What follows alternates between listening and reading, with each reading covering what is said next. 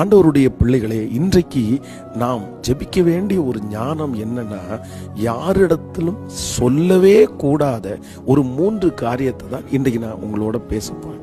நமக்கு வாய் இருக்குது, நம்ம நம்புறோம், அவங்க நம்மளை ரொம்ப நேசிக்கிறாங்க அப்படின்றதுக்காக எல்லாத்தையுமே நம்ம சொல்லிட முடியாது. இன்னைக்கு நிறைய பேர் தங்களுடைய வாழ்க்கையிலே பாதிப்புக்கு காரணம் என்னன்னா, எல்லாத்தையுமே எல்லாரிடத்துலையும் சொல்றதுனால தான். யாரிடத்துல எது சொல்லணும், யாரிடத்துல எது சொல்லக்கூடாது அப்படின்ற ஞானம் ஒரு தேவனுடைய பிள்ளைக்கு கண்டிப்பா வேணும்.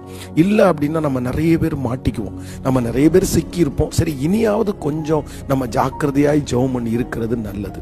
நம்பர் 1, முதலாவதாக உங்க பாவத்தை யாரிடத்திலும் நீங்க சொல்லக்கூடாது.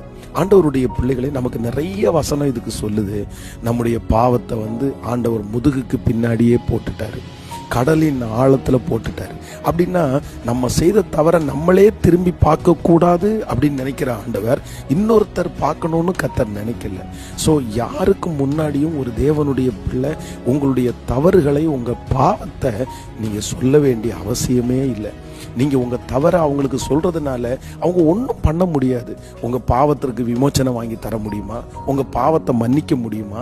இல்லை உங்க பாவத்திற்காக அவங்க அந்த தண்டனையை ஏற்றுக்க முடியுமா? முடியாது.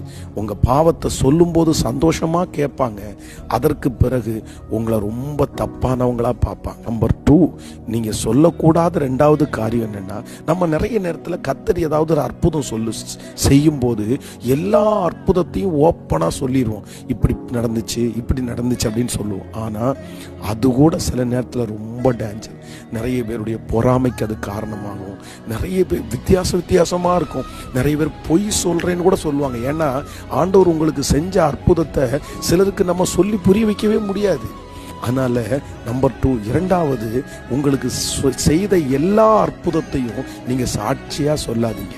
வெளியில சாட்சி சொல்றதுக்குன்னு சிலது இருக்குது.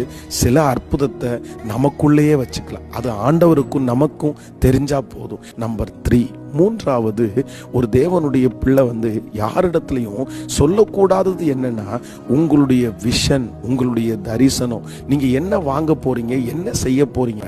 நான் வீடு கட்ட போறேன், அடுத்த வருஷம், ஏதோ ரொம்ப முக்கியமானவங்க, அப்படி அது ஒரு சூழ்நிலை. ஆனா எல்லாரிடத்துலையும் நம்ம என்ன பண்ணி இந்த மாதிரி சொன்னோம்னா நிறைய பேர் பொறாமப்படுவாங்க, நிறைய பேர் அதை தடுக்கிறதுக்கு முயற்சி எடுப்பாங்க.